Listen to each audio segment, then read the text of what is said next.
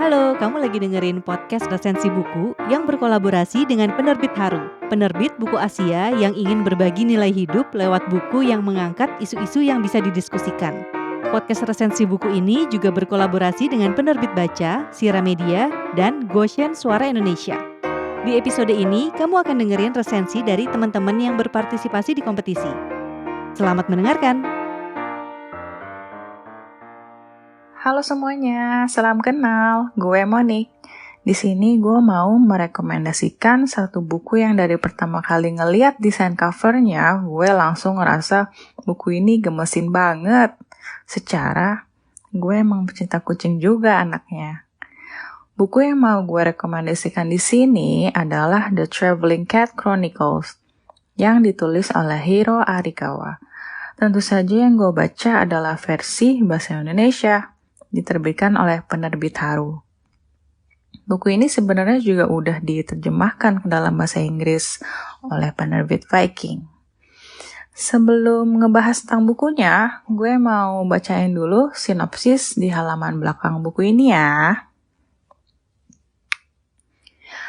Kukira dia hanya akan jadi satu dari sekian banyak orang yang cuma lewat dalam kehidupanku sebagai kucing liar. Akan tetapi, dia menyelamatkan nyawaku. Sebagai gantinya, aku biarkan dia memeliharaku karena aku ini kucing yang manis. Setelah 5 tahun kami bersama, Satoru harus mencari orang untuk mengadopsiku karena satu dan lain hal. Maka kami berdua pun memulai sebuah perjalanan panjang, mengendarai mobil wagon perak kesukaanku, ke berbagai penjuru negeri untuk menemui teman-teman lama Satoru. Akan tetapi, ada satu hal yang Satoru sembunyikan dariku. Nah, itu dia tadi sinopsisnya. Sebelum mulai baca buku The Traveling Cat Chronicles, gue juga sempat ngintip-ngintip dikit ya review orang tentang buku ini. Dan terus banyak yang bilang bukunya mengharukan banget, sedih banget, siapin tisu, dan segala macam yang sejenisnya. Ya, jadi makin penasaran kan gue. Sebagai pecinta kucing yang pernah kehilangan kucing, awalnya tuh berasa antara siap dan gak siap untuk baca. Tapi ternyata setelah dibaca buku ini rasanya menyenangkan sekali.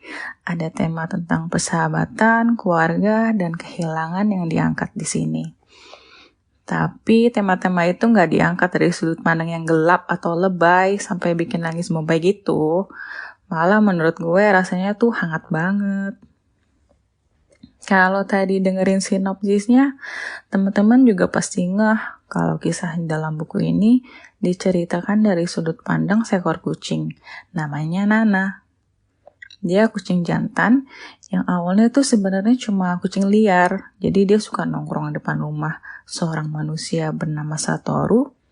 Dan Satoru ini suka ngasih makan dia. Suatu hari, Nana ini ketabrak mobil. Ketika itu yang Nana ingat di pikirannya cuma Satoru. Jadilah dia berusaha sekuat tenaga tuh. Sambil bertati-tati, jalan ke depan rumah Satoru. Habis itu meong-meong buat minta tolong.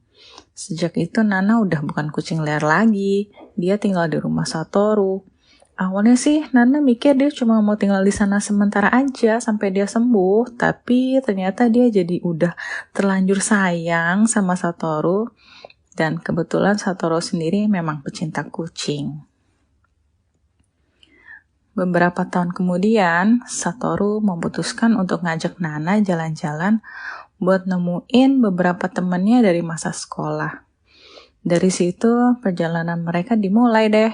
Satu persatu, Satoru dan Nana berkunjung ke suatu tempat, kemudian ketemu sama temannya Satoru, terus nostalgia tentang cerita masa lalu Satoru. Jadi, Satoru berencana untuk nitipin Nana buat dirawat sama salah satu dari mereka, karena dia udah gak bisa ngerawat Nana lagi. Alasannya kenapa? Nah, alasannya ini menjadi misteri dan baru dibocorin di kira-kira 1/4 akhir buku. Karena buku ini bercerita dari sudut pandang Nana, ya jadi kita juga ikutan gak bisa tahu kenapa Satoru gak bisa ngerawat Nana lagi. Sampai akhirnya ketahuan sendiri sama Nana. Kalau misalnya kamu pernah lihat meme tentang kucing di internet gitu ya, karakternya Nana tuh mirip banget sama karakter kucing brengsek yang katanya menganggap manusia itu budak mereka.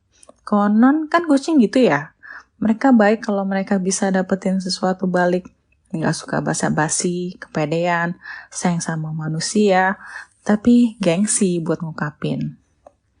Yang terakhir itu diragukan sih, soalnya gue sendiri suka nanya ke kucing gue, apakah mereka sayang sama gue, tapi nggak pernah dijawab tuh.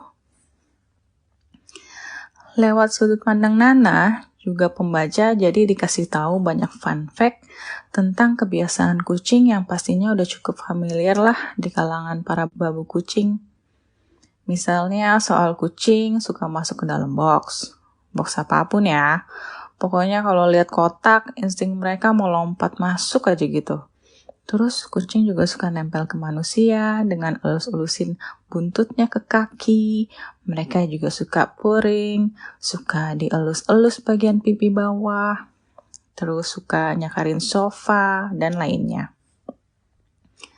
Lucu sih, soalnya di buku ini juga ada karakter yang gak paham kucing.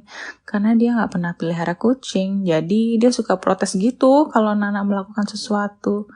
Karena Nana bete ada yang protes sama kelakuan dia, jadi dia ngomel-ngomel gitu ceritanya dan ngejelasin kenapa kucing suka melakukan itu semua. Tapi kan di buku ini ceritanya dari sudut pandang Nana ya. Kalau di kehidupan nyata, mungkin yang kita dengar ya cuma kucing meong-meong aja. Soalnya emang sih kalau teman-teman suka kucing, pasti pernah deh sekali 2 kali beli scratching post buat kucing garuk-garuk. Sebenarnya tujuannya sih biar mereka nggak ngerusak sofa atau furniture ya. Tapi pasti teman-teman juga ngerasain kalau scratching post yang kita beli itu sebenarnya sia-sia. Bukan karena nggak dipakai, mereka akan pakai, tapi mereka juga akan tetap garuk-garuk sofa dan furniture. Jadi suka-suka mereka aja deh, mau garuk kapan juga. Kayaknya sebagai babu kucing emang udah harusnya pasrah aja sih. Buku The Traveling Cat Chronicles nggak sepenuhnya cerita dari sudut pandang Nana sebenarnya. Waktu Satoru dan Nana memulai perjalanan dan pergi berkunjung ke satu teman masa kecil Satoru yang namanya Kosuke, di situ sempat ada pergantian sudut pandang ke Kosuke. Perjalanan yang dilalui Satoru dan Nana mengajak pembaca untuk mengenal masa lalu Satoru dengan lebih dalam. Misalnya, kita jadi tahu kalau ternyata orang tuanya Satoru meninggal karena kecelakaan waktu dia masih SD. Sedihnya, waktu itu Satoru lagi ke wisata sekolah dong. Dark banget ya. Sejak itu, Satoru tinggal bareng tantenya yang emang gak menikah dan gak punya anak. Kerjanya pindah-pindah kota. Karena itu juga, Satoru punya teman yang beda-beda dari SD, SMP, dan SMA. Misalnya, waktu SMP, Satoru sempat temenan sama seorang anak bernama Yoshimine. Dari dia, Satoru belajar ilmu berkebun. Waktu SMA dan kuliah, Satoru temenan sama 2 orang bernama Sugi dan Chikako. Tapi pada akhirnya, dari semua teman yang dikunjungi Satoru, ternyata nggak ada yang benar-benar bisa dititipin buat ngerawat Nana. Sebenarnya ini karena ulahnya Nana juga sih. Dia suka bertingkah gitu waktu lagi mampir ke rumah teman-temannya Satoru. Soalnya Nana emang gak mau pisah dari Satoru. Di ceritanya digambarin kalau Satoru itu anaknya supel di mata teman-teman. Gampang bergaul dan temannya banyak. Tapi lucunya, gak ada satupun dari temannya yang dia ceritain alasan kenapa dia harus menitipkan Nana. Jadi bisa dibilang sebenarnya dia orang yang tertutup ya. Dan jangan-jangan sahabat dia yang sebenarnya ya cuma Nana. Meskipun waktu menuju ke bagian akhir ceritanya udah cukup ketebak, gue tetap sangat menikmati melihat dinamika persahabatan Satoru dan Nana.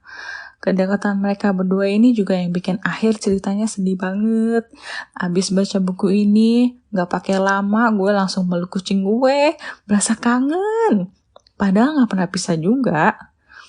Jadi, kalau misalnya teman-teman lagi cari bacaan yang ringan dan hangat, gue rekomendasiin buku ini. Cukup 1-2 hari untuk membacanya, jadi bisa buat ngabisin waktu di sepanjang weekend. Terima kasih udah dengerin rekomendasi buku dari gue. Jaga kesehatan selalu dan tetap disiplin menjalankan prokes dimanapun kalian berada ya. Bye!